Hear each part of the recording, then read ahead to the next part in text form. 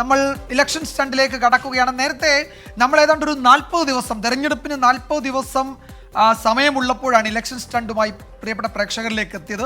ഇങ്ങനെ നമ്മളത് പറഞ്ഞു, ഇനി എങ്ങനെ മുന്നോട്ട് പോകും, രാഷ്ട്രീയ പാർട്ടികൾ നേതാക്കന്മാരൊക്കെ ഈ ദിവസങ്ങൾ എങ്ങനെ മുന്നോട്ട് പോകും, കടുത്ത ചൂടാണ്, നിരവധി പ്രശ്നങ്ങളുണ്ട്, അപ്പോൾ അതിനെയൊക്കെ അതിജീവിച്ച് ഇത്രയും ദിവസം ദീർഘമായ പ്രചാരണം നടത്തേണ്ടതുണ്ടെന്നൊക്കെ പറഞ്ഞ് അങ്ങ് പോയി. ഇതാ ഇപ്പോൾ നമ്മളുടെ മുന്നിൽ തെരഞ്ഞെടുപ്പ് എത്തി. ഇനി ഒരു 48 മണിക്കൂർ കഴിഞ്ഞാൽ പരസ്യ പ്രചാരണം അവസാനിക്കുകയായി. അതെ, അപ്പോൾ നമ്മൾ ബൂത്തിലേക്ക് എത്താൻ അങ്ങനെ റെഡിയായി നിൽക്കുകയാണ്.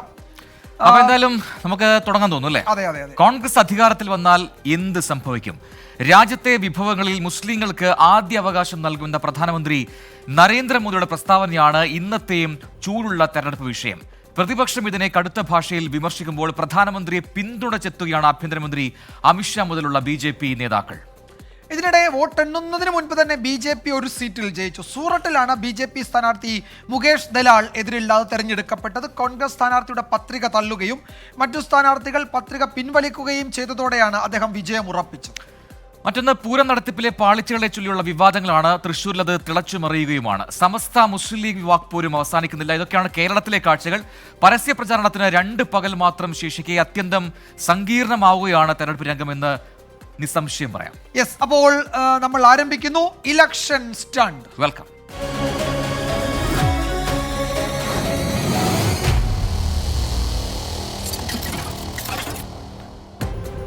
അപ്പോൾ പതിവ് പോലെ നമ്മുടെ ആദ്യത്തെ സെഗ്മെന്റ് തിളച്ചുമറിയുന്ന ആ വാർത്തയിലേക്ക് തന്നെയാണ്, election hot.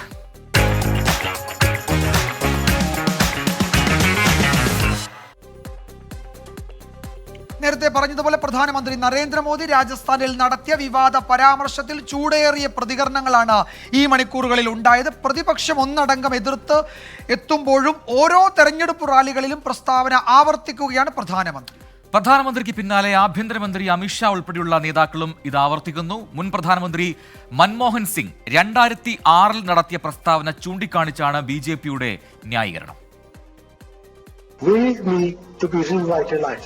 We will have to devise innovative plans to ensure that minorities, particularly the Muslim minority, are empowered to share equitably in the fruits of development.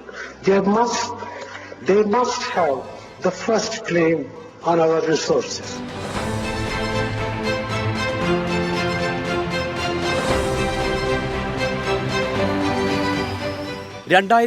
December 9 Manmohan Singh നടത്തിയ പ്രസംഗത്തിലെ ഈ ഭാഗമാണ് 18 വർഷങ്ങൾക്കു ശേഷം BJP ഉന്നയിക്കുന്നത്. രാജ്യത്തെ ന്യൂനപക്ഷങ്ങൾക്ക്, പ്രത്യേകിച്ചും മുസ്ലിം വിഭാഗങ്ങൾക്ക് രാജ്യത്തിന്റെ വിഭവങ്ങളിൽ പ്രഥമ അവകാശമുണ്ടെന്നും അതുവഴി അവരെ വികസനത്തിന്റെ പാതയിൽ എത്തിക്കുകയാണ് ലക്ഷ്യമെന്നുമായിരുന്നു മൻമോഹൻ സിംഗ് പറഞ്ഞത്. സച്ചാർ കമ്മിറ്റി റിപ്പോർട്ട് പരാമർശിച്ചായിരുന്നു പ്രതികരണം. ഈ പ്രസ്താവനയാണ് 2ാം ഘട്ട വോട്ടെടുപ്പെടുത്ത സാഹചര്യത്തിൽ BJP പ്രചാരണത്തിനായി ഉപയോഗിക്കുന്നത്. രാജസ്ഥാനിലാണ് പ്രധാനമന്ത്രി നരേന്ദ്രമോദി ആദ്യമായി ഈ വിഷയം ഉന്നയിക്കുന്നത്. और पहले जब उनकी सरकार थी उन्होंने कहा था कि देश की संपत्ति पर पहला अधिकार मुसलमानों का है. इसका मतलब ये संपत्ति इकट्ठी करके किसको बांटेंगे? जिनके ज्यादा बच्चे हैं उनको बांटेंगे. അധികാരത്തിലെത്തിയാൽ സമ്പത്ത് നുഴഞ്ഞുകയറ്റക്കാർക്കും കൂടുതൽ കുട്ടികളെ പ്രസവിക്കുന്നവർക്കും നൽകും. രാജ്യത്തിന്റെ സ്വത്ത് മുസ്ലിങ്ങൾക്ക് വീതിച്ചു നൽകണമെന്നാണ് കോൺഗ്രസ് നിലപാടെന്നും പ്രധാനമന്ത്രി പറഞ്ഞു. ഇത് ആഭ്യന്തരമന്ത്രി അമിത്ഷായും ആവർത്തിച്ചു. मैं आज कांग्रेस पार्टी को पूछना चाहता हूं, आपके घोषणा पत्र में सर्वे की बात है या नहीं है? राहुल बाबा देश के नाम में स्पष्ट करे. और मनमोहन सिंह, आपके प्रधानमंत्री ने कहा था संसाधन पर पहला अधिकार माइनॉरिटी का है, आदिवासी दलित का नहीं है. ആദ്യഘട്ട വോട്ടെടുപ്പിന് ശേഷം നിരാശനായ നരേന്ദ്രമോദി നുണപ്രചാരണത്തിന്റെ വീര്യം കൂട്ടിയെന്നും ജനശ്രദ്ധ തിരിക്കാൻ പ്രധാനമന്ത്രി നുണ പറയുകയാണെന്നും രാഹുൽ ഗാന്ധി. ഇന്ത്യയുടെ ചരിത്രത്തിൽ ഒരു പ്രധാനമന്ത്രിയും ഇത്ര തരം താഴ്ന്നിട്ടില്ലെന്ന് കോൺഗ്രസ് അധ്യക്ഷൻ മല്ലികാർജുൻ ഖർഗെ വിമർശിച്ചു. ആദ്യഘട്ട വോട്ടെടുപ്പിന് ശേഷം പ്രധാനമന്ത്രിയുടെ വിദ്വേഷ പ്രചാരണം കൂടിയെന്ന് CPIM പോളിറ്റ് ബ്യൂറോ അംഗം പ്രകാശ് കാരാട്ട് കുറ്റപ്പെടുത്തി. Congress party is going to hand over your property and gold to the minority community, create this sort of anti-Muslim feeling and create polarization. The BJP is falling back on its stock in trade, as it's called. This is its regular business of trying to create polarization. നരേന്ദ്രമോദിക്കെതിരെ തെരഞ്ഞെടുപ്പ് commission എന്തുകൊണ്ട് നടപടിയെടുക്കുന്നില്ലെന്ന് കപിൽ സിബൽ ചോദിച്ചു. പ്രധാനമന്ത്രി വോട്ടിന് വേണ്ടി വർഗീയ പ്രചാരണം നടത്തുകയാണെന്ന് AICC general secretary KC വേണുഗോപാലും പ്രതിപക്ഷ നേതാവ് VD സതീശനും. ഇന്ത്യയിൽ ഏറ്റവും കൂടുതൽ നുണ പ്രചരിപ്പിക്കുന്ന ആളാണ് ഇന്ത്യയുടെ പ്രധാനമന്ത്രി നരേന്ദ്രമോദി എന്ന് തെളിയിക്കുന്ന ഒന്നാണ് ഇന്നലത്തെ പ്രസംഗം. ഡോക്ടർ മൻമോഹൻ സിംഗിന്റെ പ്രസംഗം നിങ്ങൾക്ക് പരിശോധിച്ച് നോക്കാം. അദ്ദേഹം പറഞ്ഞ പ്രസംഗം എന്താണ്? ഇന്ത്യയുടെ സമ്പത്ത് എല്ലാവർക്കും തുല്യമായി എത്തത്തക്കവണ്ണമുള്ള സംവിധാനം ഉണ്ടാക്കണമെന്നാണ് മൻമോഹൻ സിംഗ് പറഞ്ഞത്. അതിനെയാണ് വ്യാഖ്യാനിച്ച് കോൺഗ്രസ് മുസ്ലിങ്ങൾക്ക് വേണ്ടി മാത്രം, അത് നുഴഞ്ഞുകയറ്റക്കാരൻ, എല്ലാ കാര്യത്തിലും ഇടപെടേണ്ട ഇലക്ഷൻ കമ്മീഷൻ ഇക്കാര്യത്തിൽ free and fair election. What do you mean by free and fair election? വെള്ളത്തിന് തീപിടിപ്പിക്കുന്ന വർഗീയതയാണ് വീണ്ടും BJP ആയുധമാക്കുന്നത്. വിഷം ചീറ്റുകയാണ് പ്രധാനമന്ത്രി പ്രസംഗിക്കുകയാണ്. കൂടുതൽ കുട്ടികൾ ഉണ്ടാകുന്നവർക്കാണ് കൂടുതൽ സ്വത്തുക്കൾ കൊടുക്കേണ്ടത്, അത് മുസ്ലിങ്ങൾക്കാണ് കൊടുക്കേണ്ടതെന്ന് കോൺഗ്രസ് പറഞ്ഞു. നിങ്ങളുടെ സമ്പത്ത് കൂടി മുസ്ലിങ്ങൾക്ക് കൊടുക്കും എന്നൊരു പ്രധാനമന്ത്രി പറയാണ്.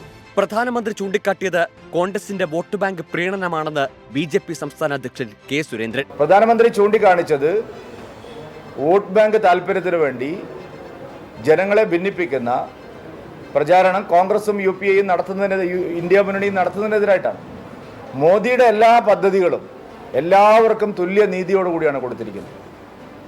കോൺഗ്രസ് വിഭവങ്ങൾ പങ്കുവെക്കുമ്പോൾ മുസ്ലിങ്ങൾക്ക് ആദ്യം കൊടുക്കണം എന്നുള്ള നിലപാടാണ് സ്വീകരിക്കുന്നത്. വ്യാപക പ്രതിഷേധമുയരുമ്പോഴും നിലപാടിൽ ഉറച്ചു നിൽക്കുകയാണ് BJP. Election desk 24.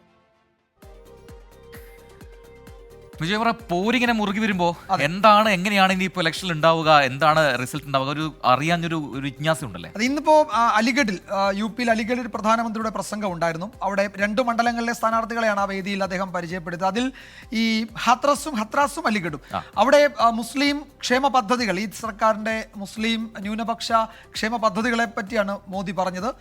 മുത്തലാഖ് നിർത്തലാക്കിയത് വഴി മുസ്ലിം സ്ത്രീകൾക്ക് അവരുടെ അന്തസ്സ് വീണ്ടെടുക്കാൻ കഴിഞ്ഞു എന്നൊക്കെ പ്രധാനമന്ത്രി പറഞ്ഞു. അതിനുശേഷം അദ്ദേഹം ഈ പരാമർശങ്ങൾ പേര് പറയാതെ അതേ ആവർത്തിക്കുകയും ചെയ്തു. അപ്പോൾ അതിൽ ഉറച്ചു നിൽക്കുന്നു എന്നാണ് പ്രധാനമന്ത്രിയുടെ ഇന്നത്തെ വാക്കുകളും വ്യക്തമാക്കുന്നത്. അതെ, അപ്പോൾ ഏറ്റവും അവസാനത്തെ ദിവസങ്ങളിലേക്ക് 2ാം ഘട്ടത്തിലേക്ക് വരുമ്പോൾ മറ്റു വിഷയങ്ങൾ വരുന്നു, കാണാത്ത വിഷയങ്ങൾ, പുതിയ വിഷയങ്ങളിലേക്ക് കൊണ്ടുപോകുന്നു. അപ്പോൾ നമ്മൾ ഇനി പോകുന്നു ബലാബലം.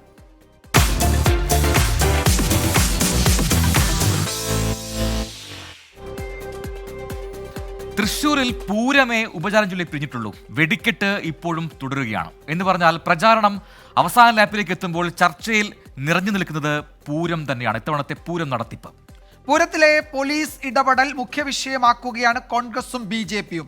ഈ കരിമരുന്ന് പ്രയോഗങ്ങൾക്കിടെ പോലീസ് തലപ്പത്ത് നടത്തിയ കുടമാറ്റം കൊണ്ടാണ് LDF പിടിച്ചു നിൽക്കാനുള്ള ശ്രമം നടത്തുന്നത്. തൃശൂർ പൂരത്തിന്റെ ക്രൗഡ് മാനേജ്മെന്റിൽ പോലീസിനുണ്ടായ വീഴ്ച LDFനെ പ്രതിരോധത്തിലാക്കിയിരിക്കുകയാണ്. കഴിഞ്ഞ വർഷം സിറ്റി പോലീസ് കമ്മീഷണർ അങ്കിത് അശോകിന്റെ ഭാഗത്തു നിന്നുണ്ടായ വീഴ്ച പരിഹരിക്കുന്നതിന് ഇക്കുറി പൂര ഒരുക്കങ്ങളിൽ തന്നെ നടന്നത് നിരവധി ചർച്ചകളാണ്. പക്ഷേ പൂരവിളംബരത്തിന് പിന്നാലെ എല്ലാം പഴയപടിയായി. അക്ഷരാർത്ഥത്തിൽ നിയന്ത്രണങ്ങളിൽ വീർപ്പുമുട്ടി ജനം.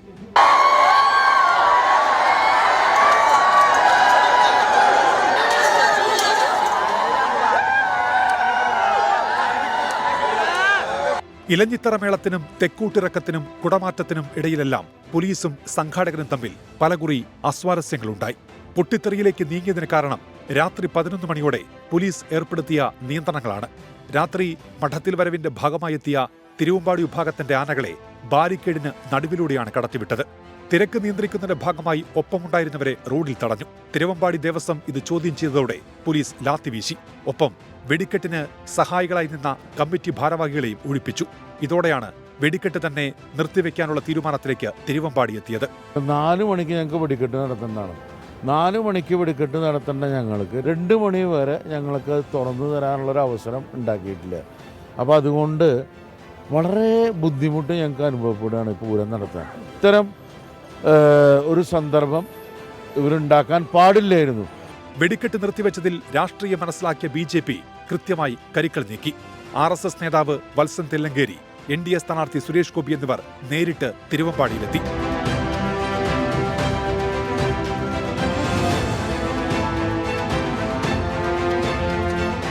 അപകടം മണത്ത LDF മന്ത്രി K. രാജനെയും VS സുനിൽകുമാറിനെയും നേരിട്ടിറക്കി. ഇരുവരും ശ്രീമൂലസ്ഥാനത്ത് ക്യാമ്പ് ചെയ്ത മുടങ്ങിപ്പോയ വെടിക്കെട്ട് 7 മണിയോടെ നടത്തി. പക്ഷേ നേരം പുലർന്നത് വെടിക്കെട്ടിന്റെ ശോഭ തന്നെ കെടുത്തി. ഒപ്പം പൂരം തകർത്തത് പോലീസ് എന്ന പഴിയും.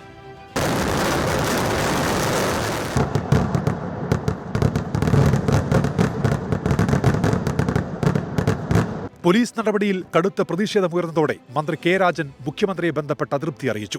LDFനെ പ്രതിസ്ഥാനത്ത് നിർത്തിക്കൊണ്ട് UDFും BJPയും വിഷയം സജീവമാക്കിയതോടെ VS സുനിൽകുമാർ ഫേസ്ബുക്ക് ലൈവിലൂടെ കാര്യങ്ങൾ വിശദീകരിച്ചു. പക്ഷേ തെരഞ്ഞെടുപ്പിന് ദിവസങ്ങൾ ശേഷിക്കെയുണ്ടായ മുറിപ്പാടുണക്കാൻ ഒരു നടപടിയും ഫലപ്രാപ്തിയിലെത്തിയില്ല. പിന്നാലെ പോലീസ് നടപടിയെ മുഖ്യമന്ത്രി തന്നെ തള്ളി. ഗൗരവമായ പരാതി അതുമായി ബന്ധപ്പെട്ട് ഉന്നയിച്ചിട്ടുണ്ട്. ഓഫീസിലേക്ക് ഒരു പരാതി അയച്ചിട്ടുണ്ട്. അതുമായി ബന്ധപ്പെട്ട് DGPയോട് അത് കൃത്യമായി അന്വേഷിച്ച് റിപ്പോർട്ട് നൽകണം എന്ന് പറഞ്ഞിട്ടുണ്ട്. ഇന്നലെ രാത്രിയോടെ കമ്മീഷണർക്കും അസിസ്റ്റന്റ് കമ്മീഷണർക്കും അച്ചടക്ക നടപടിയുടെ ഭാഗമായി സ്ഥലം മാറ്റത്തിന് സർക്കാർ നിർദ്ദേശം നൽകി. പക്ഷേ സ്ഥലം മാറ്റം കൊണ്ട് അവസാനിപ്പിക്കാനാവില്ല പോലീസിന് എതിരായ നടപടി എന്നാണ് UDFന്റെയും BJPയുടെയും വാദം. കമ്മീഷണർ മാറ്റിയോണ്ട് പ്രശ്നം തീരില്ല. അന്ന് രാത്രി നടന്ന മുഴുവൻ കാര്യങ്ങളെക്കുറിച്ചും ജുഡീഷ്യൽ എൻക്വയറി നടത്തണം. പൂരം മുടക്കാൻ ശ്രമിച്ച ശക്തികൾ ആരാണെന്ന് ജനത്തിനറിയണം. ഇത് ഒരു തിരക്കഥ പോലെയാണ് കാര്യങ്ങൾ നടന്നിട്ടുള്ളത്. വിഷയം തെരഞ്ഞെടുപ്പിൽ മുഖ്യ ചർച്ചയാക്കാനാണ് ഇരു മുന്നണികളുടെയും നീക്കം. ഗുരുവായൂർ, തൃശൂർ, ഒല്ലൂർ, മണലൂർ മണ്ഡലങ്ങളിൽ പൂരവിവാദം ഒരുപോലെ ഗുണം ചെയ്യും എന്ന പ്രതീക്ഷയിലാണ് BJPയും UDFും. വിഷയത്തിൽ ഹിന്ദു വോട്ടുകൾ ഏകീകരിക്കുന്നതിനൊപ്പം BJP ബന്ധമാരോപിച്ച് LDF വോട്ടുകളിൽ വിള്ളലുണ്ടാക്കാനാണ് UDF നീക്കം. തൃശൂരിലെ പോലീസ് നടപടിയെ LDF സ്ഥാനാർത്ഥി എന്ന് വേണ്ട മുഖ്യമന്ത്രിയും പാർട്ടിയും ഒന്നടങ്കം തള്ളിപ്പറയുകയാണ്. മുടങ്ങിപ്പോയ വെടിക്കെട്ട് നടത്താനായത് മന്ത്രിയുടെയും തന്റെയും നേട്ടമെന്നാണ് VS സുനിൽകുമാറിന്റെ വാദം. പോലീസിനെ തള്ളിപ്പറഞ്ഞും സ്ക്വാഡ് പ്രവർത്തനങ്ങൾ ശക്തമാക്കിയും പൂരവിവാദം മറികടക്കാനാണ് LDF നീക്കം. തൃശൂരിൽ നിന്നും ക്യാമറാമാൻ ബിനേഷ് ബാബുരാജിനൊപ്പം സൂരജ് ജി, 24. വിജയകുമാർ, എന്തായാലും ഈ രാത്രി പൂരം കുളമായത് എന്തായാലും അവിടുത്തെ ആൾക്കാരെ, പ്രത്യേകിച്ചും പൂരപ്രേമികളെയൊക്കെ തന്നെ വല്ലാതെ ബാധിച്ചിട്ടുണ്ട്. അതെ. അത് തെരഞ്ഞെടുപ്പിനെ എങ്ങനെ ബാധിക്കുമെന്ന് നമുക്കറിയില്ല. പക്ഷേ അവിടെ പൂരപ്രേമികളെ സംബന്ധിച്ച് അത് വലിയ ബുദ്ധിമുട്ടുണ്ടാക്കിയിട്ടുണ്ട്. അതാണ് നമ്മൾ തുടക്കത്തിൽ പറഞ്ഞത്. പൂരമേ ഉപചാരം ചൊല്ലി പിരിഞ്ഞിട്ടുള്ളൂ, വെടിക്കെട്ട് ഇപ്പോഴും തുടരുകയാണ്. തെരഞ്ഞെടുപ്പ് വരെ നിലനിൽക്കുമോ എന്നതാണ് ഇനി അറിയേണ്ടത്. Yes, welcome back. Election stunt തുടരുകയാണ്. അപ്പോൾ നേരത്തെ പറഞ്ഞതുപോലെ ആ സെഗ്മെന്റിലേക്ക് നമ്മൾ കടക്കുന്നു. Election break.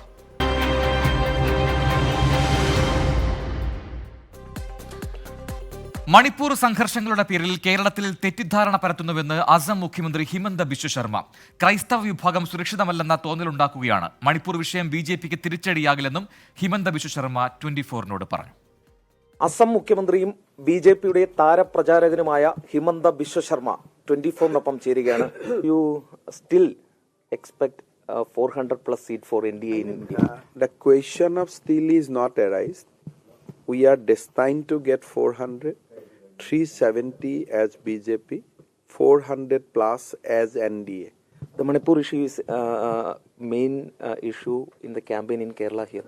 Even in Manipur, election has been conducted and BJP is going to win both the seats. But the Christian community in Kerala is expressing their concern about the Manipur. They should not, because all the sources are standing tall in both the valley. Among the Kukis also, among the Meiteis also. You are telling that there is no religious matter in this conflict? Absolutely. There is no Hindu-Christian fight is going on. There are some kind of fight was there between Kukis and Meiteis. But both the community has sizable Christian population.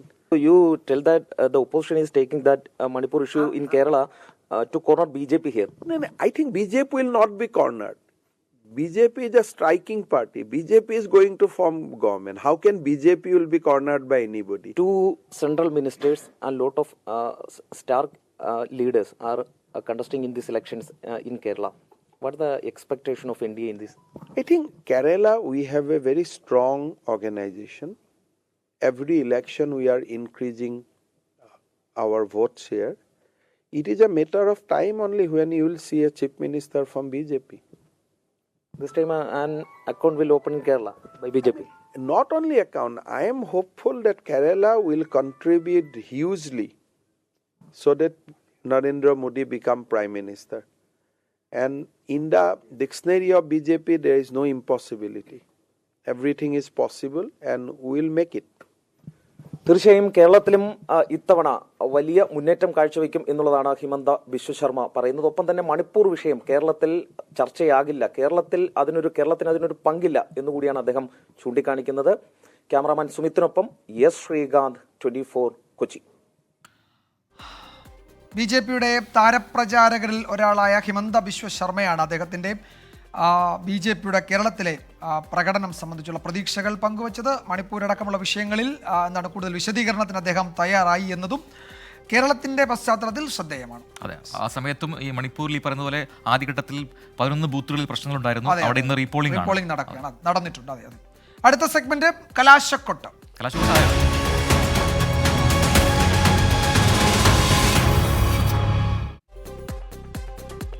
പരസ്യ പ്രചാരണത്തിനും നിശബ്ദ പ്രചാരണത്തിനുമായി ഇനി ആകെയുള്ളത് 3 പകലാണ്. നേരത്തെ പറഞ്ഞു, പൗരന്മാർ വോട്ടേറെക്കുറെ തീരുമാനിച്ചു കഴിഞ്ഞ ഈ ഘട്ടത്തിൽ മുന്നണികൾ എങ്ങനെ ചിന്തിക്കുന്നു എന്നത് പരമപ്രധാനമാണ്. ഇത്തവണ 20-ൽ 20 എന്ന് പ്രഖ്യാപിച്ചാണ് KC വേണുഗോപാലിനെ UDF ആലപ്പുഴയിൽ ഇറക്കിയിരിക്കുന്നത്. എന്നാൽ 4-5 മണ്ഡലങ്ങളിൽ കടുത്ത മത്സരമുണ്ട് എന്ന് പ്രതിപക്ഷ നേതാവ് തന്നെ ഇന്ന് പറഞ്ഞു. ഒറ്റ സീറ്റ് എന്ന കഴിഞ്ഞ തവണത്തെ നാണക്കേട് ഇത്തവണ ഉണ്ടാകില്ലെന്ന് LDF ഉറച്ചു പറയുന്നുണ്ട്. പ്രധാനമന്ത്രി ആദ്യം പറഞ്ഞ ഇരട്ടാക്ക സീറ്റ് BJP നേതാക്കൾ ഇപ്പോൾ ആവർത്തിക്കുന്നില്ല എങ്കിലും ചരിത്രം കുറിക്കുമെന്നാണ് അവരുടെ അവകാശവാദം. 2019-ലെ UDFന്റെ ക്ലീൻ സ്വീപ്പ് പഞ്ച് ഹിറ്റായിരുന്നു പലർക്കും. എന്നാൽ കേരളത്തിന്റെ രാഷ്ട്രീയ അന്തരീക്ഷം മാറി. LDFന് തുടർഭരണം ലഭിച്ചു. കൊടും ചൂടിലും കത്തിക്കയറിയ തിരഞ്ഞെടുപ്പ് പ്രചരണം ചില സൂചനകൾ നൽകുന്നുണ്ട്.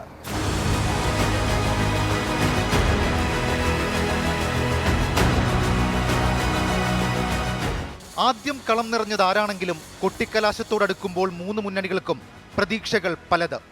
ദേശീയ പ്രാദേശിക വിഷയങ്ങൾ തിരഞ്ഞെടുപ്പ് കളത്തിൽ സജീവമായത്, ദേശീയ നേതാക്കളുടെ അടക്കം കേരളത്തിലേക്കുള്ള ഒഴുക്ക്, വിവാദ വിഷയങ്ങൾ മാറി മാറി വന്നതും തിരഞ്ഞെടുപ്പ് പ്രചാരണത്തെ ഇളക്കിമറിച്ചു. 20-ൽ 20 UDFന്റെ ആത്മവിശ്വാസം. കേന്ദ്ര സംസ്ഥാന സർക്കാരുകൾക്കെതിരായുള്ള ജനവികാരം ആളിക്കത്തുന്നുവെന്നാണ് വിലയിരുത്തൽ. ഇന്ത്യ മുന്നണിയുടെ പേരിൽ പഴികേട്ടെങ്കിലും രാഹുൽ ഗാന്ധിയുടെ സ്ഥാനാർത്ഥിത്വം ഇത്തവണയും പ്രതീക്ഷയാണ്. ന്യൂനപക്ഷ വോട്ടുകളുടെ ഏകീകരണം മറ്റൊരു സാധ്യത. പൗരത്വ വിഷയത്തിൽ കോൺഗ്രസിന് മൗനമെന്ന ഇടത് ക്യാമ്പ് വിമർശനം തൊടുത്തെങ്കിലും പ്രചാരണത്തിന്റെ പല ഘട്ടങ്ങളിലും UDF നരേന്ദ്രമോദിയെയും കേന്ദ്ര സർക്കാരിനെയും കടന്നാക്രമിച്ചു.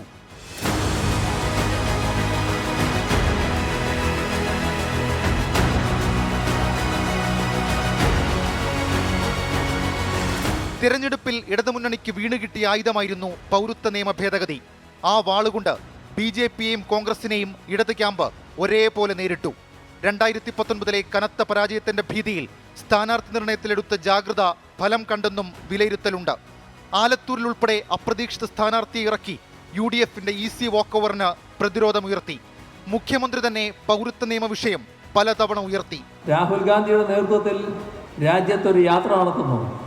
ഈ ഘട്ടത്തിൽ ആ യാത്രയിൽ ലോകത്തും രാജ്യത്തുമുള്ള എല്ലാ പ്രശ്നങ്ങളെക്കുറിച്ചും അദ്ദേഹം പ്രതികരിക്കുന്നു. പൗരത്വ നിയമ ഭേദഗതിയെക്കുറിച്ച് പ്രതികരണമില്ല. അപ്പോഴില്ല. വയനാട്ടിലെ നാമനിർദ്ദേശ പത്രിക സമർപ്പിക്കാൻ വരുമ്പോൾ അവിടെ നിന്നെങ്കിലും പ്രതികരിക്കുമെന്ന് വിചാരിച്ചു, അവിടെയുമില്ല.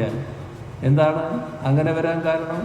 പക്ഷേ ഭരണവിരുദ്ധ വികാരം തിരിച്ചടിയാകുമോ, മാസപ്പടിയിൽ മുഖം നഷ്ടമാകുമോ എന്നൊക്കെ ആശങ്കകൾ പലതുണ്ട്.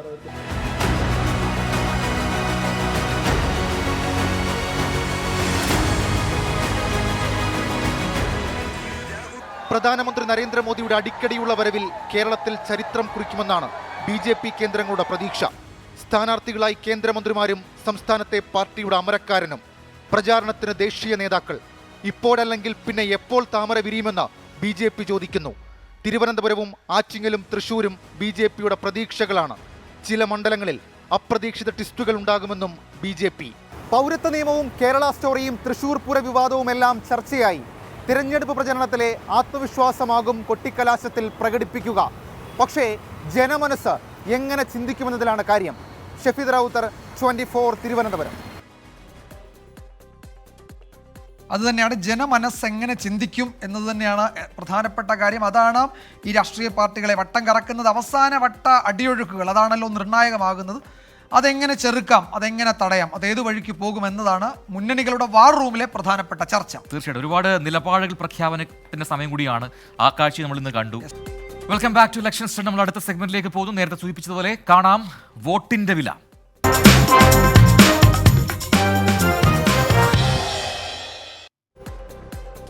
തെരഞ്ഞെടുപ്പിന് 3 നാൾ ബാക്കി നിൽക്കെ ക്രൈസ്തവ സഭകളുടെ നിലപാടുകൾ ചർച്ചയാവുകയാണ്. മണിപ്പൂർ മുതൽ വന്യജീവി ആക്രമണം വരെയുള്ള വിഷയങ്ങളിൽ ശക്തമായ നിലപാടാണ് സഭാ നേതൃത്വങ്ങൾ സ്വീകരിക്കുന്നത്. തെരഞ്ഞെടുപ്പ് കാലത്ത് ക്രൈസ്തവ സഭകൾ സ്വീകരിക്കുന്ന നിലപാടുകൾ എന്നും നിർണായകമാണ്. അതുകൊണ്ട് തന്നെ സഭാ നേതൃത്വത്തെ പിണക്കാതെ മുന്നോട്ട് പോകാനാണ് രാഷ്ട്രീയ പാർട്ടികൾ ശ്രമിക്കുന്നത്. വിവിധ വിഷയങ്ങളിൽ രാഷ്ട്രീയ പാർട്ടികൾ സ്വീകരിക്കുന്ന നിലപാടുകളെ സഭകളും ഉറ്റുനോക്കാറുണ്ട്. ഇത്തവണയും കാര്യങ്ങൾ വ്യത്യസ്തമല്ല. രാജ്യത്തുടനീളം ക്രൈസ്തവർ നേരിടുന്ന പീഡനങ്ങളുടെ അലയൊലികൾ കേരളത്തിലും പ്രതിഫലിക്കുന്നുണ്ട്. മണിപ്പൂർ അടക്കമുള്ള വിഷയങ്ങളിൽ സജീവ ചർച്ച. വന്യജീവി ആക്രമണം പോലുള്ള പൊതുപ്രശ്നങ്ങളും സഭയ്ക്ക് മുന്നിലുണ്ട്. അതുകൊണ്ടുതന്നെ രാഷ്ട്രീയ പാർട്ടികളുടെ നിലപാടുകൾ തെരഞ്ഞെടുപ്പ് കാലത്ത് സഭ ഉറ്റുനോക്കുന്നു. തെരഞ്ഞെടുപ്പ് പടിവാതിൽക്കൽ എത്തി നിൽക്കുമ്പോൾ ആദ്യം നിലപാട് വ്യക്തമാക്കിയത് യാക്കോബായ സഭ. സംസ്ഥാന സർക്കാരിന് അനുകൂലമായ നിലപാടിലേക്കാണ്. അതിലേക്ക് നയിച്ചതാകട്ടെ സഭാ തർക്കത്തിലെ സംസ്ഥാന സർക്കാരിന്റെ നിലപാടുകളും. പ്രതിസന്ധികളിൽ ഒപ്പം നിന്നവരെ തിരിച്ചും സഹായിക്കണമെന്ന മെത്രോപൊലിത്ത ജോസഫ് മാർ ഗ്രിഗോറിയോസ് തന്നെ പറയുന്നത്. ജനങ്ങൾ ആ രീതിയിൽ എടുക്കേണ്ടതാണ്. അങ്ങനെയാണ് ഞങ്ങൾ പറയുന്നത്. പിന്നെ ജനങ്ങൾക്ക് എല്ലാവർക്കും അവരവരുടേതായ നിലപാടുകളുണ്ട്. അതൊന്നും നമുക്ക് തിരുത്താൻ ഒക്കത്തില്ലല്ലോ. സ്വാഭാവികമായിട്ടും സഭയുടെ ഒരു നയപരമായ ഒരു സമീപനം സഭയെ സഹായിച്ചിട്ടുള്ളവരെ തിരിച്ചു സഹായിക്കും. എന്നാൽ തെരഞ്ഞെടുപ്പിൽ ഓർത്തഡോക്സ് സഭയ്ക്ക് സമദൂര നിലപാടാണ്. കടുത്ത വിയോജിപ്പ് സംസ്ഥാന സർക്കാരിനെതിരെ ഉള്ളപ്പോഴും യുക്തിസഹമായി വിശ്വാസികൾക്ക് വോട്ട് ചെയ്യാമെന്നാണ് ഓർത്തഡോക്സ് സഭയുടെ നിലപാട്. മലങ്കര ഓർത്തഡോക്സ് സഭ ആസന്നമായിരിക്കുന്ന ലോക്സഭാ തെരഞ്ഞെടുപ്പിൽ സമദൂര സിദ്ധാന്തം നടപ്പിലാക്കുവാനാണ് സഭ ആഗ്രഹിക്കുന്നത്. സഭയ്ക്കകത്ത് എല്ലാ രാഷ്ട്രീയ പാർട്ടികളിൽ പ്രവർത്തിക്കുന്നവരുമുണ്ട്. അതുകൊണ്ട് തന്നെ തെരഞ്ഞെടുപ്പുകളിൽ ഒരു സമ്മർദ്ദ ശക്തിയായി ഒരു ബാർഗൈനിങ് നടത്താൻ സഭ ഒരിക്കലും ആഗ്രഹിക്കുന്നില്ല. അത് ജനാധിപത്യത്തിന് ഭൂഷണവുമല്ല. അതേസമയം വിഴിഞ്ഞമടക്കമുള്ള വിഷയങ്ങളിൽ കേന്ദ്ര സംസ്ഥാന സർക്കാരുകളെ ഒരുപോലെ വിമർശിക്കുകയാണ് ലത്തീൻ സഭ. അക്കൗണ്ടുകൾ മരവിപ്പിച്ച കേന്ദ്ര ആഭ്യന്തര മന്ത്രാലയത്തിന്റെ നിലപാടിനെതിരെ ലത്തീൻ സഭ അതിരൂപതാ ബിഷപ്പ് തോമസ് ജെ നെറ്റോ രംഗത്ത് വന്നു. പള്ളികളിൽ ഇന്നലെ അക്കൗണ്ട് മരവിപ്പിച്ചതിനെക്കുറിച്ച് സർക്കുലറും വായിച്ചു. മണിപ്പൂർ അടക്കമുള്ള വിഷയങ്ങളിൽ തന്നെയാണ് സീറോ മലബാർ സഭ ഉറ്റുനോക്കുന്നത്. ഇതിനോടകം ദീപിക പത്രത്തിൽ എഡിറ്റോറിയലുകൾ എഴുതി പ്രധാനമന്ത്രിയടക്കം വിമർശിച്ചു. എന്നാൽ ലവ് ജിഹാദും കേരള സ്റ്റോറിയുമെല്ലാം ഉയർത്തിക്കാട്ടുന്ന ഒരു വിഭാഗവും സഭയ്ക്ക് കീഴിലുണ്ട്. ഇതും സജീവ ചർച്ചയാണ്. 24 കോട്ടയം. അപ്പോൾ ഇതൊക്കെയാണ് നമ്മൾ നേരത്തെ പറഞ്ഞ രാഷ്ട്രീയ പാർട്ടികളുടെ യുദ്ധമുറികൾ, വാർ റൂമിൽ നടക്കുന്ന ചർച്ചകളുടെ ഒരു സ്വഭാവം. അപ്പോൾ ഇതൊക്കെ അടിയൊഴുക്കുകളാണ്. ഇതിനൊക്കെ എങ്ങനെ പ്രതിരോധിക്കാം, എങ്ങനെ ചെറുക്കാം, ഏത് വഴിക്കൊക്കെ തിരിച്ചുവിടാം എന്ന ആലോചനയാണ് ഈ ദിവസങ്ങളിൽ ഇനി നടക്കുക. അല്ലേ? അവസാന നിമിഷങ്ങളിലേക്കാണ് ഇപ്പൊ ഈ സഭകളൊക്കെ അവരുടെ നിലപാട് പ്രഖ്യാപിക്കുന്നത് എന്നുള്ളതും ശ്രദ്ധേയമാണ്. അല്ലേ? അപ്പോൾ 2 ദിവസം മാത്രമേ ഉള്ളൂ ചിന്തിച്ച് വോട്ട് രേഖപ്പെടുത്താൻ. തീരുമാനിച്ചിരുന്നു നേരത്തെ തന്നെ. അതിന്റെ ഒരു പ്രഖ്യാപന ഘട്ടം ഇതാണ് എന്നവർ വിചാരിച്ചിട്ടുണ്ടാവും. അപ്പോൾ അടുത്ത സെഗ്മെന്റ് കണ്ടതും കേട്ടതും.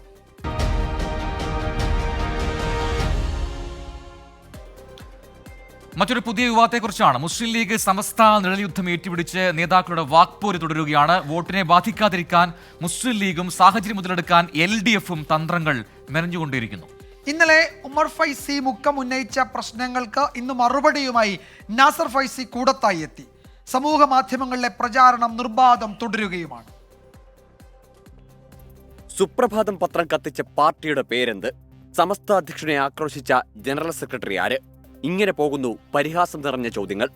പൊന്നാനി സമസ്ത കൂട്ടായ്മ എന്ന പേരിലാണ് ഈ ചോദ്യാവലി പ്രചരിക്കുന്നത്. ലീഗ് സമസ്ത ഭിന്നതയുണ്ടെന്ന് ഉമർ ഫൈസി മുക്കം ഇന്നലെയാണ് തുറന്നു പറഞ്ഞത്. പാണക്കാട് ഹൈദരലി തങ്ങളുടെ മരണത്തിനിടയാക്കിയത് ലീഗിലെ ചില നേതാക്കളാണെന്ന പൊന്നാനിയിലെ LDF സ്ഥാനാർത്ഥി KS ഹംസയുടെ ആരോപണവും ഉമർ ഫൈസി ഉന്നയിച്ചത് ലീഗിനെ പ്രതിസന്ധിയിലാക്കിയിരിക്കുന്നു. ഇതോടെ ലീഗ് അനുകൂലികളായ സമസ്ത നേതാക്കൾ ഉമർ ഫൈസിയുടെ നിലപാടിനെ തള്ളി രംഗത്ത് വന്നു. സമസ്തക്ക് രാഷ്ട്രീയമായി പ്രത്യേകിച്ച് ഒരു മുന്നണിയോടോ ഒരു സംഘടനയോടോ ഒരു പാർട്ടിയോടോ പ്രത്യേക ബന്ധമൊന്നുമില്ല എന്നുള്ളതിനെ സംബന്ധിച്ചിടത്തോളം ഒരു പ്രഖ്യാപനമായിരിക്കുന്ന അതിൻ്റെ നിലപാടാണ്. വ്യക്തിപരമായി രാഷ്ട്രീയമാവാം. അതുകൊണ്ട് ഞങ്ങളൊക്കെ പല ആളുകളും ഇതുമായി ബന്ധപ്പെട്ടുകൊണ്ടും അല്ലാതെയും ഞങ്ങളുടെ രാഷ്ട്രീയപരമായ ചില നിലപാടുകളൊക്കെ കുടുംബയോഗങ്ങളിലൊക്കെ അവതരിപ്പിക്കുന്നുണ്ട്. സമസ്ത CIC തർക്കത്തിൽ ലീഗ് സ്വീകരിച്ച നിലപാട്, പിന്നാലെ പട്ടിക്കാട് ജാമിയ സമ്മേളനത്തിൽ നിന്ന് ലീഗ് വിരുദ്ധരായ സമസ്ത നേതാക്കളെ ഒഴിവാക്കിയ സംഭവം, സമസ്ത അധ്യക്ഷനെതിരായ PMA സലാമിന്റെ പ്രസ്താവന, ഒടുവിൽ സുപ്രഭാതം പത്രം കത്തിച്ച സംഭവം, അങ്ങനെ നീളുന്നു ലീഗ് സമസ്ത തർക്കങ്ങൾ. ഇതിനിടെയാണ് LDF സ്ഥാനാർത്ഥി KS ഹംസ ഉന്നയിച്ചിരുന്ന ആരോപണങ്ങളെ ഏറ്റുപിടിച്ച് സമസ്ത സെക്രട്ടറി ഉമർ ഫൈസി മുക്കം തന്നെ രംഗത്ത് വന്നത്. സമസ്തയിലെ പോര് പരമാവധി മുതലാക്കാനാണ് LDF നീക്കം. അത് സമസ്തയുടെ പല പ്രഖ്യാപിത നയങ്ങളെയും തകർക്കാൻ ലീഗിലെ ഒരു വിഭാഗം നേതൃത്വം എന്നും ശ്രമിക്കാറുണ്ട്. ഇത് സ്വാഭാവികമായ ബഹിർഗമനങ്ങളാണ്. ആത്മാവിൻ്റെ അറകളിൽ തിങ്ങി വിങ്ങി കെട്ടുന്ന ശ്വാസം മുട്ടിക്കിടക്കുന്ന പല വികാരങ്ങളുടെയും സ്വാഭാവിക ബഹിർഗമനമാണ് ഈ നടക്കുന്നതൊക്കെ. പൊന്നാനിയിലെ അപ്രതീക്ഷിത വിവാദങ്ങൾ മത്സരഫലത്തെ എങ്ങനെ സ്വാധീനിക്കുമെന്ന് കണ്ടറിയണം. ഈസി വാക്ക് ഓവർ പ്രതീക്ഷിച്ച പൊന്നാനിയിൽ ട്വിസ്റ്റെത്തിയത് സമസ്തയിലെ ഉൾപോരി രൂപത്തിൽ. ഒന്നിനോട് പ്രതികരിക്കേണ്ടെന്നാണ് മുസ്ലിം ലീഗ് നിലപാട്. ഒപ്പം കരുതലോടെ നീങ്ങാനും. ഇക്കാര്യങ്ങൾ പൊന്നാനിയിലെ വോട്ടർമാരെ എങ്ങനെ സ്വാധീനിക്കുമെന്നതാണ് അവശേഷിക്കുന്ന ചോദ്യം. ഉത്തരം ലഭിക്കാൻ ഇനി അധിക ദിവസം കാത്തിരിക്കേണ്ട. സമീർ ബിൻ കരീം, 24 തിരൂർ. ഇതാണ് വടക്കൻ കേരളത്തിലെ ഒരു അടിയൊഴുക്ക് അല്ലെ? ഏതൊക്കെ മണ്ഡലങ്ങളിൽ എങ്ങനെയൊക്കെ സ്വാധീനിക്കും.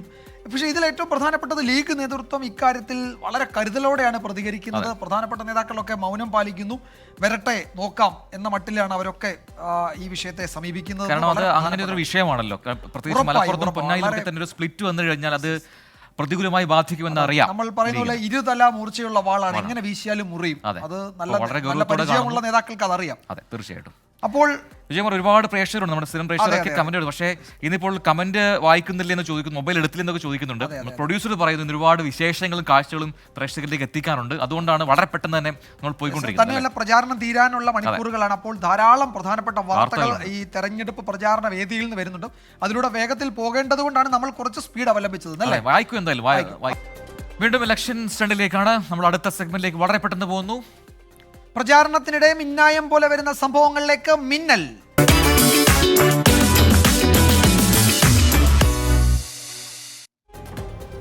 അന്തരിച്ച നടൻ ഇന്നസെന്റിന്റെ ചിത്രം ഉൾപ്പെടുത്തി BJP സ്ഥാപിച്ച തെരഞ്ഞെടുപ്പ് ബോർഡ് വിവാദത്തിലായി. തൃശൂരിലെ NDA സ്ഥാനാർത്ഥി സുരേഷ് ഗോപിക്കൊപ്പം ഇന്നസെന്റ് നിൽക്കുന്ന ചിത്രമാണ് പ്രചാരണത്തിനായി ഉപയോഗിച്ചത്.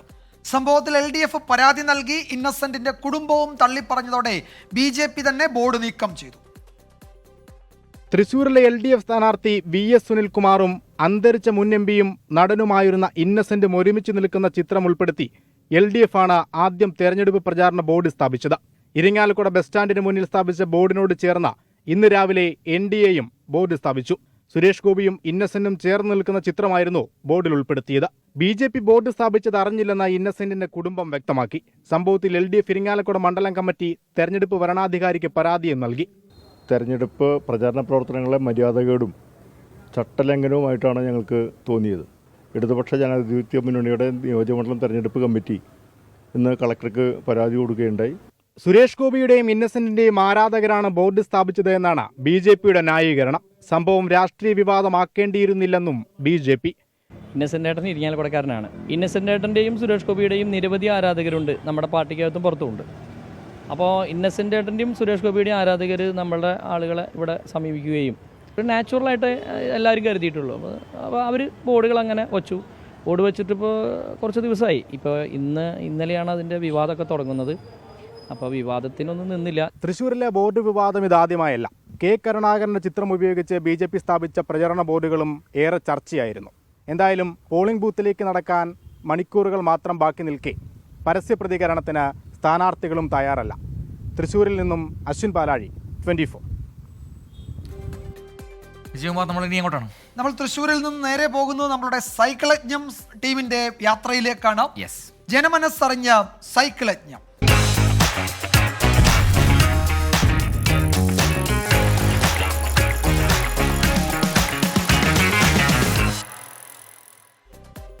അപ്പോൾ 24ന്റെ സ്പെഷ്യൽ ഇലക്ഷൻ സൈക്കിൾ യജ്ഞം തുടരുകയാണ്. ശക്തമായ ത്രികോണ മത്സരം നടക്കുന്ന പത്തനംതിട്ട മണ്ഡലത്തിലാണ് ഇന്നത്തെ സൈക്കിൾ യാത്ര. മണ്ഡലത്തിൽ കാലാവസ്ഥയെ വെല്ലുന്ന ചൂടാണ് പ്രചാരണത്തിന്. സ്ഥാനാർത്ഥികളെക്കുറിച്ചുള്ള അഭിപ്രായം തേടിയപ്പോൾ ഇടയിൽ ചില വാക്പോരുകൾക്കും നമ്മളുടെ സംഘം സാക്ഷിയായിട്ടുണ്ട്. വാക്പോര് കയ്യാങ്കളിൽ എത്തും മുൻപ് സൈക്കിൾ യജ്ഞം അടുത്ത മണ്ഡലം പിടിച്ച് തൽക്കാലം ഞങ്ങൾ അവിടെ നിന്ന് മാറിയിട്ടുണ്ട്. ആ റിപ്പോർട്ടിലേക്കാണ്. ഓടിനല്ലോ അല്ലേ? അല്ലല്ല, ഓടിയിട്ടില്ല, മണ്ഡലം പിടിച്ചു. യെസ്, കാണാം റിപ്പോർട്ട്.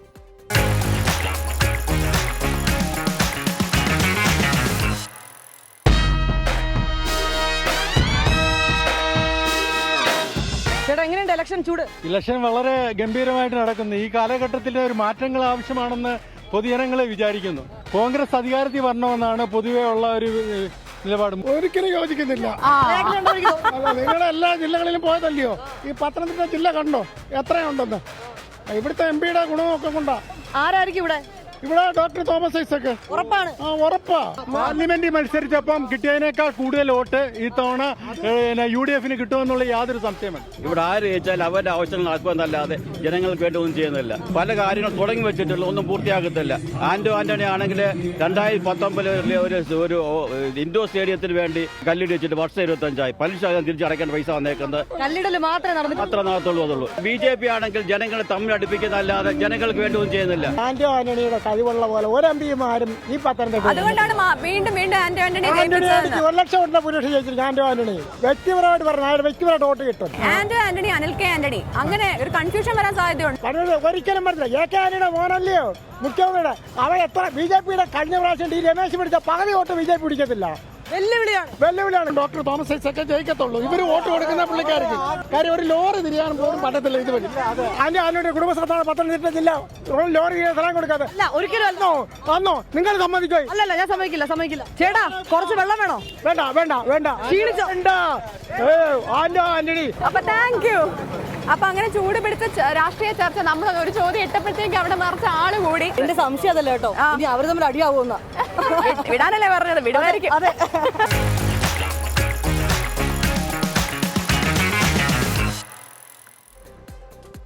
അപ്പൊ അവിടെ ഒരു തീരുമാനമാക്കിയിട്ടാണ് പത്തനംതിട്ടയിൽ എത്ര കടുത്ത പോരാട്ടമാണ് എന്നതിന്റെ സൂചന കൂടിയാണ് ഈ പ്രതികരണങ്ങൾ.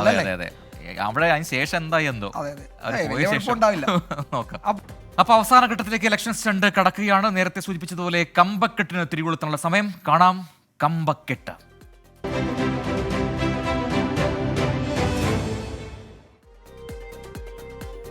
നമ്മൾ അയൽ സംസ്ഥാനത്തേക്ക് പോകുന്നു. കർണാടകയിലെ സാഹചര്യമാണ്. അവിടെ തെരഞ്ഞെടുപ്പ് പ്രചാരണ വിഷയങ്ങൾ ഇങ്ങനെ മാറി മാറി വരികയാണ്. ഏറ്റവും ഒടുവിലത്തേതാണ് ഹുബ്ബള്ളിയിലെ കോളേജ് വിദ്യാർത്ഥിനിയുടെ കൊലപാതകം. ലവ് ജിഹാദ് ആണെന്ന് ആരോപിച്ച് പ്രചാരണ ആയുധമാക്കുകയാണ് BJP. ആരോപണം നിഷേധിച്ച് മുഖ്യമന്ത്രി ഉൾപ്പെടെ രംഗത്ത് വന്നെങ്കിലും വളരെ കരുതലോടെയാണ് കോൺഗ്രസിന്റെ നീക്കം. കർണാടകയിലെ 1ാം ഘട്ട തെരഞ്ഞെടുപ്പ് പ്രചാരണത്തിന്റെ അവസാന ലാപ്പിൽ BJPക്ക് വീണ് കിട്ടിയ ആയുധമാണ് ഹുബ്ബള്ളി കൊലപാതകം. കൊല്ലപ്പെട്ട നേഹയുടെ മൃതദേഹം ആശുപത്രിയിൽ എത്തിക്കുന്നതിന് മുൻപ് തന്നെ ലവ് ജിഹാദ് ആരോപണം BJP ഉയർത്തിയിരുന്നു. പ്രതി ഫയാസ് കൊലപാതകം ആസൂത്രണം ചെയ്ത് നടപ്പാക്കിയതാണെന്ന് ചൂണ്ടിക്കാട്ടി വ്യാപക പ്രതിഷേധം സംഘടിപ്പിച്ചു.